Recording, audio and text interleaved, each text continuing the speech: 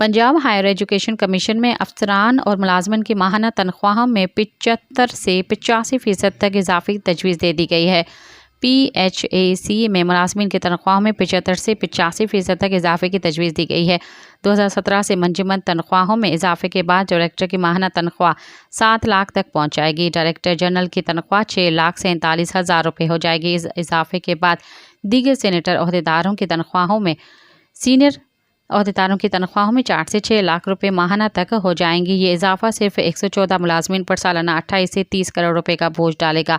दूसरी तरफ सूबाई हुकूमत के तालीम, सेहत और इंफ्रास्ट्रक्चर के मंसूबे फंड्स की कमी का शिकार हैं। तजवीज़ फाइनेंस डिपार्टमेंट और हायर एजुकेशन डिपार्टमेंट की मंजूरी के बगैर आगे बढ़ाई जा रही है। पैक्टा फाइनेंस डिपार्टमेंट ने पहले ही कवायद से मुतसादिम ज़ायद तनख्वाहों को रोक दिया है। सब्सक्राइब कयो अवामी न्यूज़ HD के ऐं ताज़ा तरीन ख़बरुनि लाइ ॾिसंदा रहो अवामी न्यूज़ HD।